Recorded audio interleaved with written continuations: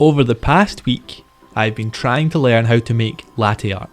This is where you pour steamed milk into an espresso and create a nice pattern that sits on top of the drink. It was made famous in America as a way of attracting more people to buy coffee from your shop. I have made a few different coffee related videos in my short YouTube career, such as my shoes and my coffee commercial.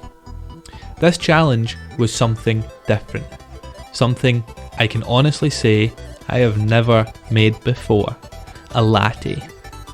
I started by watching a few videos. You have to start somewhere, and this is always my go-to. There are about 1,000 different videos on how to make the perfect latte art. I watched the most popular one and began my barista journey.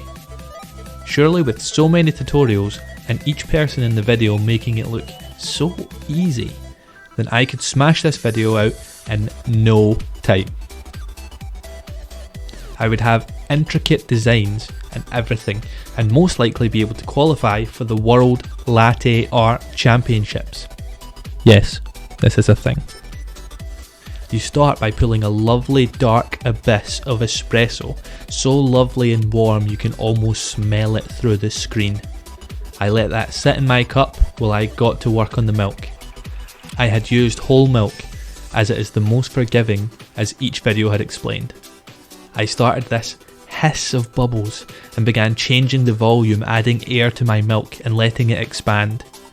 The idea is so that you integrate air into the milk and it floats on top of the liquid and creates a coffee canvas for your eyes to feast on before that first sip. Sounds simple. As you have probably seen by now, my design, if you could call them that, were more of an abstract variety. No symmetry, no pattern, free flowing, no coordination. I needed to practice, I needed to study, I needed to dedicate more time. Through all of my challenges so far, I don't think I have ever been more determined than this one. I studied. I only drank lattes so I could practice. I made them for more than just myself. I became obsessed, not because I thought the drink was far superior to any other, but because I wanted to discover how to do it. I wanted to show myself if I put in some concentrated effort, I can achieve what I want. I got back to studying, learning as much as I could within the past 2 weeks. First thing in the morning until last thing at night. I have made so many coffees that I have been talking all of this time and not shown the same coffee twice. I have found not a passion, but a challenge. I worked and worked, slowly learning the intricacies of how the coffee interacts with the milk, how the drink interacts with the vessel, how to pour, what to listen for when steaming the milk. Throughout my time practicing, I had made the milk too thin, to where it would sink into the latte and you wouldn't see anything on top. The milk too thick, when all the white just sat on top and became a large blob. I couldn't figure out what was going on. I had watched the videos, I had got the texture, but my milk wasn't doing the same things that the video's milk did. I was drinking so much coffee and so much milk to try and keep improving, but I would dare say I improved for a long time. I could understand the concepts in the tutorials and why they were doing what they were doing, but it was as if I had been given a dud that would never work no matter how hard I tried. I put in more time trying to perfect the craft, trying to get the white blob on top of the coffee, creating the love heart, more coffee, more milk, more time, more determination. It was my time. I had prepared for the battle, and now it was time to win the war. I looked at the machine, letting it know I was going to manipulate it how I wanted.